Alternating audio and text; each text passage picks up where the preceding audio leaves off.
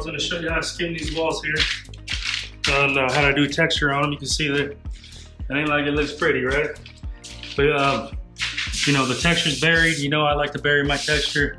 Whatever's existing, I put enough drywall mud. I don't skim it tight. Some people do. I don't. Nothing wrong with that. That's just how I do it. So that's the scene. So I'm gonna take you step by step of how I do it. Leave it in the comments. You know, another thing, how do you guys roll? Do you guys clean your tools? Do you guys have your buckets clean? Do you guys like using your, you know, your buckets clean? So on another note, guys, do you guys leave it in the comments? Do you guys clean your buckets? Do you guys like your knives clean? Do you guys clean up after every day? Do you guys clean your buckets out, clean your pans out, or do you don't even do it? You know, leave it in the comments. Let me know what you guys think. You know, it's a habit of mine. I like to keep my buckets clean. I like to keep my knives clean.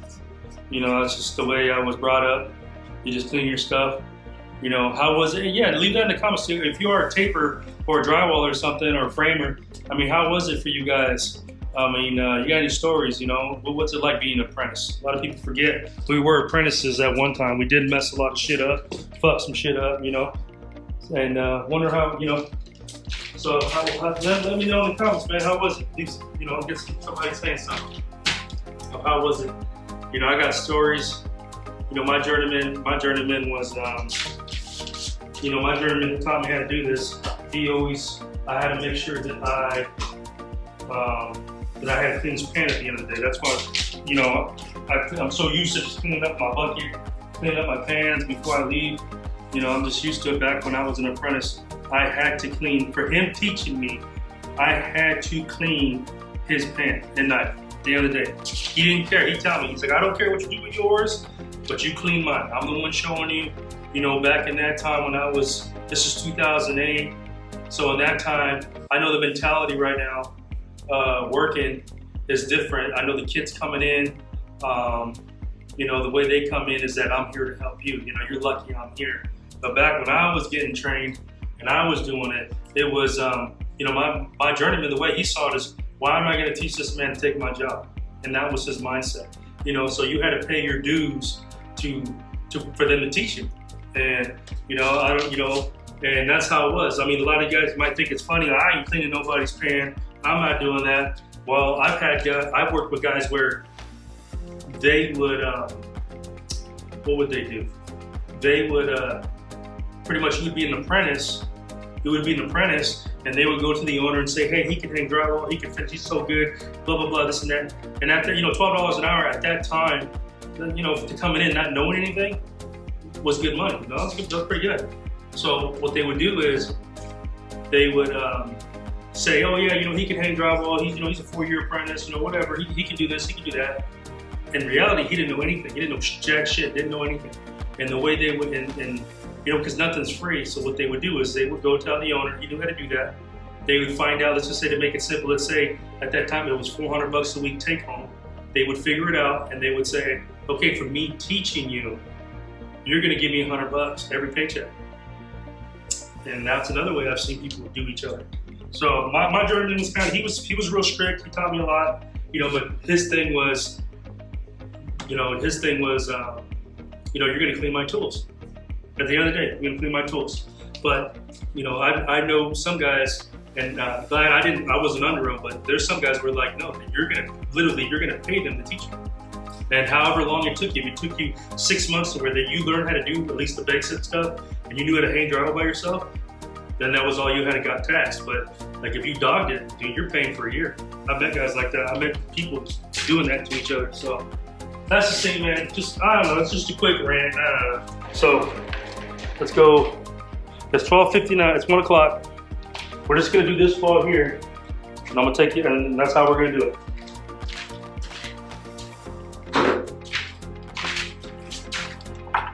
Nothing special, regular paint roller, nothing fancy, cheap one, throwaway nap, nothing crazy here. So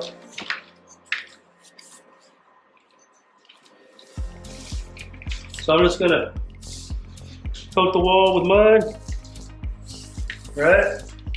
That's it.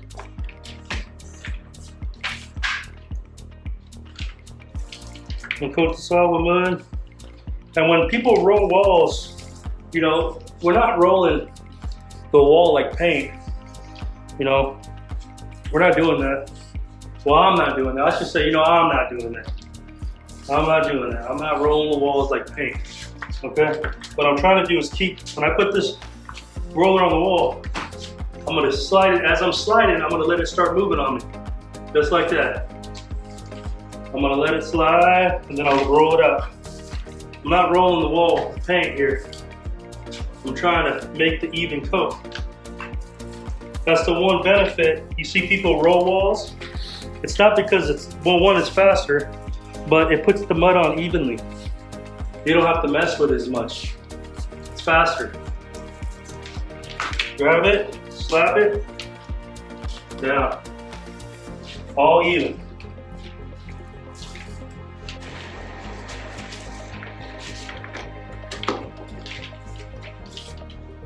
There you go.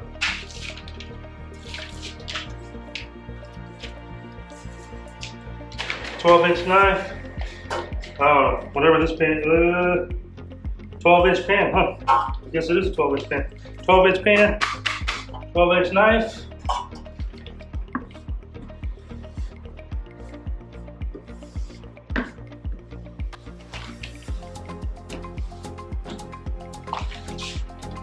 There we go. It's drying up on me a little bit, that's okay.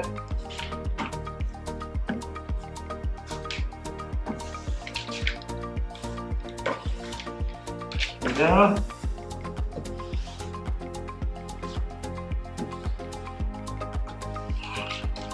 Come down. Look at that. Nice and smooth. Make this wall look like a piece of glass. If you don't have enough mud on the bottom, don't worry. You just gotta rob Peter to pay Paul, so just take a bunch off.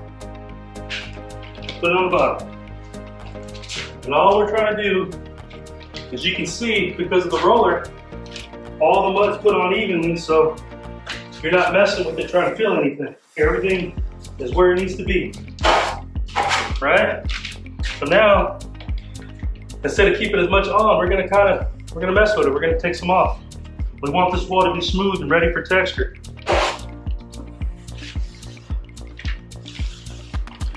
We're pushing the mud this way. The homeowner said don't worry about it, big picture's coming up on top of it, so we're not gonna worry, get too crazy and trying to spin that screw. They don't want to hassle with trying to put the screw back. That's what they want. It's all good. There you go. So, if I wanted to make a smooth wall, I could. Right now, one more coat and this thing will look like a piece of glass. You got some potholes here and there, but the third coat, if I did smooth wall, it would be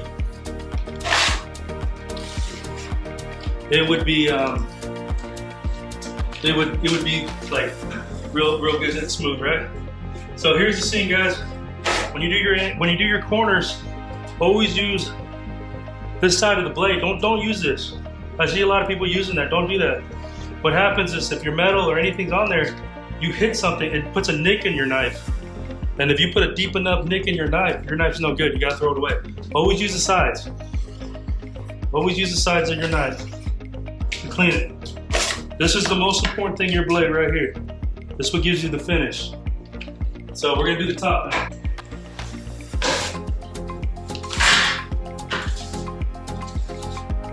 So that's the main benefit you're using the roller. It's faster, but it puts it on evenly. You don't have to mess with it. You just pull it down.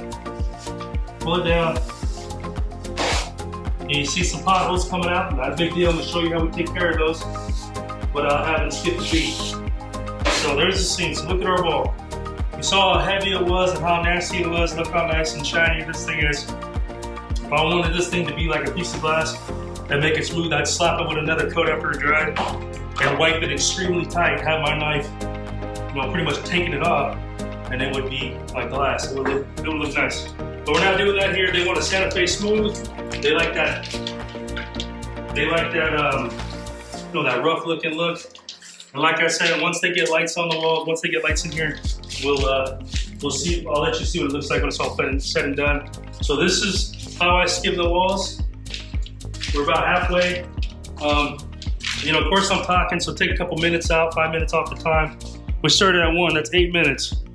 8 minutes I went from this corner to this corner to here, and the rest. So I'm gonna finish skimming this wall out, and we'll take you to the texture.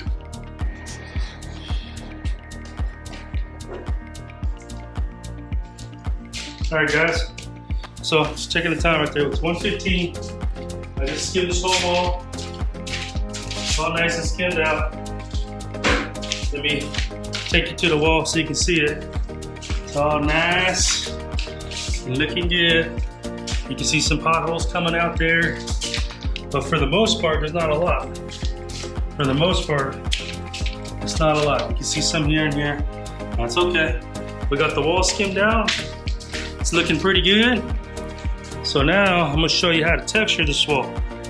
Like I said, it's been 15 minutes. We started this wall at 1 o'clock. I've been talking to you for about 10. So you do the math. I don't know where that puts me at, but so that's the scene. All right, guys, so I'm gonna texture it now and see what all that's gonna look like right now. So we're gonna texture it out.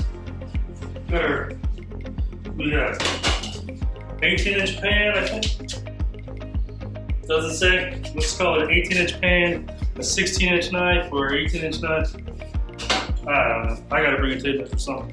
So here's the thing, guys. So, like I said, on those videos, I know they're bad to watch. I'm getting better. I'm gonna get better. Keeping your finger on the knife thing, when you get to these big old knives, that doesn't work anymore. Now you're using more your wrist. You're gonna start using your wrist more. So just keep that in mind, guys. When you start getting these big knives, all that finger stuff ain't really gonna work. You can cut it as much. So we're gonna start texturing this wall for that Santa Fe finish. Hopefully it's coming out in the video, but I'm gonna show you how we do it.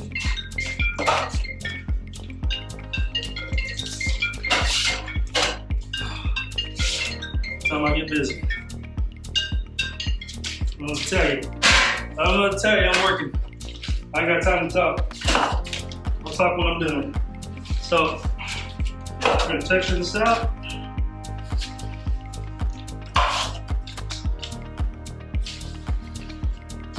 Alright. Let it soak in a little bit. Let it soak in a little bit. Let it go. Okay.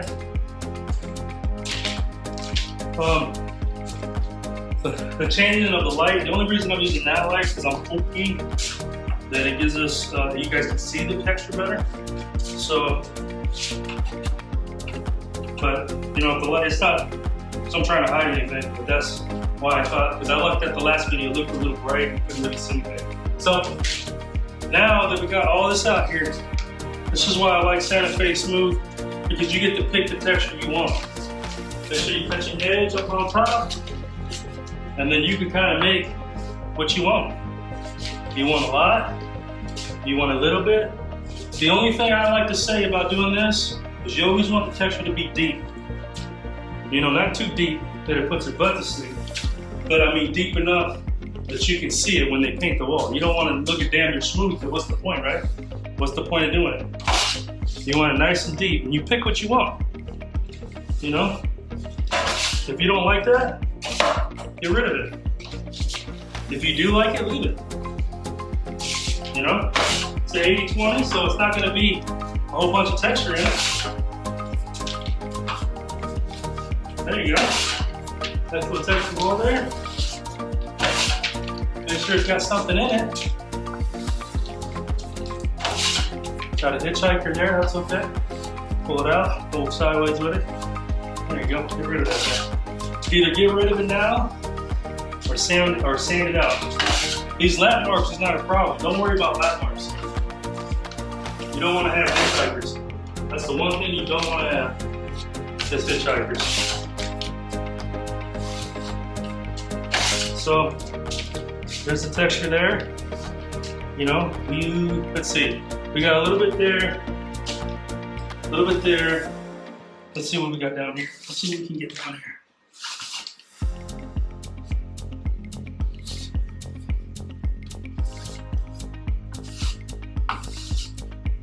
So let's get rid of that.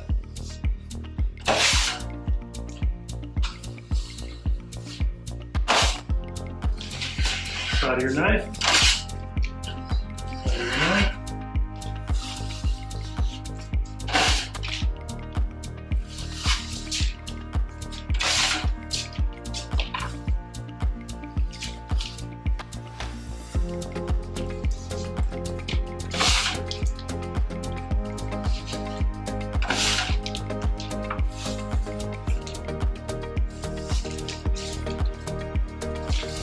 There it is. Little texture here, little texture there, little bit here, little bit there. If you don't like it, sand it out. You can always make your own, turn your knife, pull it down, and now little texture there. Now you got a little texture there. So this is what the client's going for. This is what it is.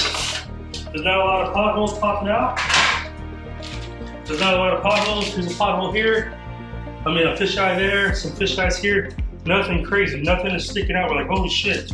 Got a little bit there. But I'm going to show you, I'm going to texture this wall out, and I'm going to show you I'll show you how to get rid of these. So, because a lot of people, this is me. That's what I'm just saying. Unless, don't take it to heart or nothing like that. But what happens is what happens is everybody does their finished coat. Everybody does their finished coat, gets it all done, 100% done, right? And what they do is they like to finish it at the end. They like to do a touch-up. But the problem with that is there's only two ways that I've seen in my career to get rid of touch-up to make it look nice. And one of them is you touch it up before you final sand. That's one. And the other one is you sand it, prime it, and then touch it up and hit primer up. And a lot of drywallers, what they do is they'll come and they'll get it all to this point, they'll get it ready, finished sand, they'll sand the whole wall completely done, ready to go, and then they'll walk around with tint in their mud and do the touch-up. Now the problem with that is if you shine a light on it, you're gonna see it.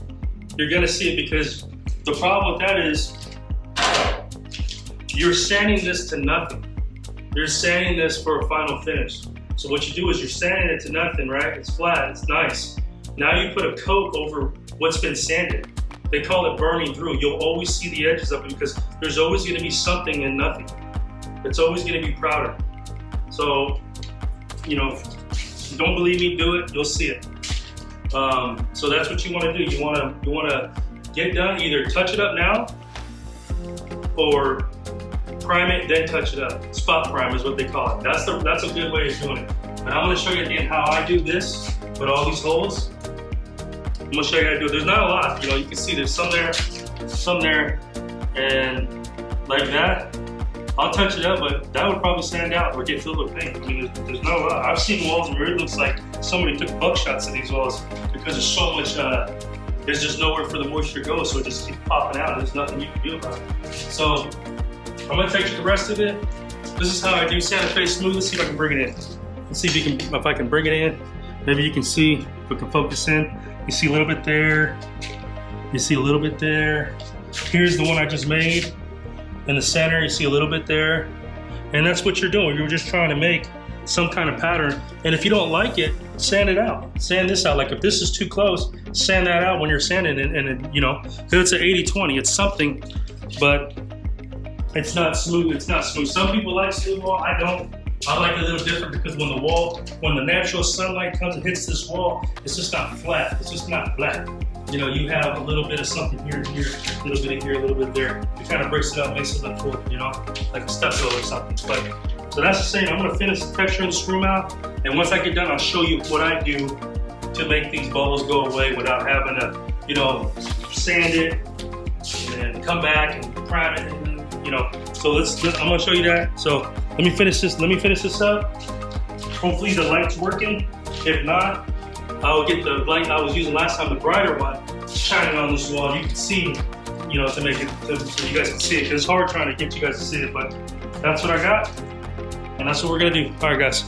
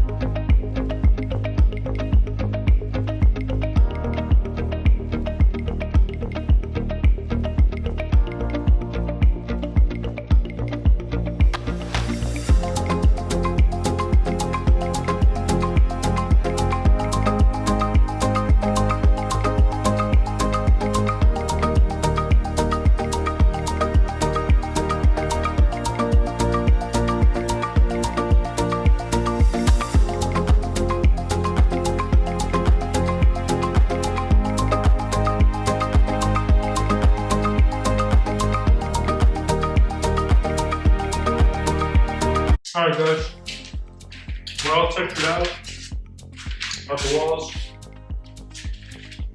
I already got the ceiling done. The ceiling was done over the weekend. It just didn't dry. So it's 3:30. So, you know, 2.5 hours. So now, about to talk about potholes. So that's gonna sand it out. So let's just say there's potholes right here. So just strip it in, just like some screws. Fill it in. Doesn't matter if it has an edge, it's gonna get sanded out anyway. So just take a minute before you leave and just fill in all your holes. Just fill in all of your holes. Majority of them are gonna get sanded out, but just if it looks bad, just fill it in real quick. Even if it looks like that, who cares? It's still gonna get sanded out. You know, if you want it to make it look a little bit better, you can slick it out better. That's up to you. But you already know how I'm rolling. I got the machine, so it don't even matter. It's just gonna eat it up. Just double check everything. Make sure there's nothing, no potholes that are sticking out that you're gonna. You know, you're not gonna get every single one. You can try. You can try. But it's all good. You know, if you have a client or a customer that's like dead set on getting every single one, but I mean, there's nothing. You know? Let's check a different wall. Let's check this wall right here. Hold on.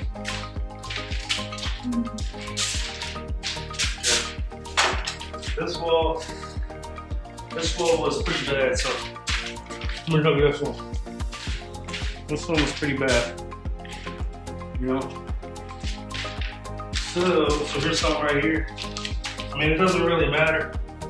There's a big old TV that's gonna go here, but you know, I mean, there's some stuff here. But I mean, it's not really bad.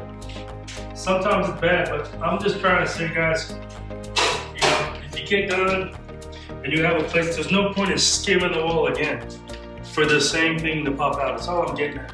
So like, when you get done, just walk it real quick. If you see some stuff you don't like, hit it up. See some texture you don't like, too much texture, take it out. This is just the perfect time to do all that. Like I said, it could look like that. It's still gonna get sanded out, doesn't matter. But yeah, just take your time. When you get done, double check it. Have your apprentice, or have your have your apprentice or whoever you're working with. You know, hey, take time to go out there and double check the walls, make sure everything's right and tight, and you know, just make time. If not, you know, if your way works, hey, your way works. This is just food for thought. This is not set in stone. And if you're not, you know, if you're not doing it this way, it's wrong. It's just a way. If it's kicking if you're somebody who's skimming walls all the time and it's kicking your ass and you're putting soap in your stuff and it's still popping out, listen, put it on. You saw how I did it. I did 2 coats on each wall. I slipped it out real tight, and right after that, I textured. So 2.5 hours, that's 1, 2, here's the 3rd wall. I did all 3 of these walls, 4, so 2 coats, so 6 coats. So, and that's me, by myself. Rolled it on, took it out tight, and then textured right over the top of it, and it kind of got all the potholes away. And this is on a painted wall, you know? So, yeah, take your time, and if you're having trouble, you know, with the fish eyes and stuff like that, this is a way to you know, you're not working so hard. You're not chasing it, you're not coating, you're not doing extra steps. You're knocking it all out as you go along. There's no point in sanding this whole wall you know, get it all done, come back, get color, you know, color your mud and strip every single one, come back and recoat it again, or, you know, have it primed and come back and coat it again and prime. No, man, do it all right now. Right now is the time to get it done. Let's get it done. Let's get it coated. Let's sand it and be done with it. It's not, you don't need to come back. I don't got time for that. Too much work. There's too much work out there to be coming back because, you know, you don't want to take the time or you're too tired. Suck it up and make it happen.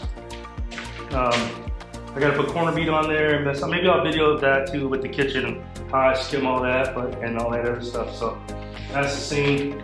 So that's what it is. That's what we got. I'll be sanding this. You already saw a video of me sanding how long it's gonna take me to sand. You know, you got a door, so it's, you know, it's only a little bit of wall, that little bit, the whole ceiling, and then these walls here, which is, I think it'll take that long. All right, guys, I'll see you on the next video.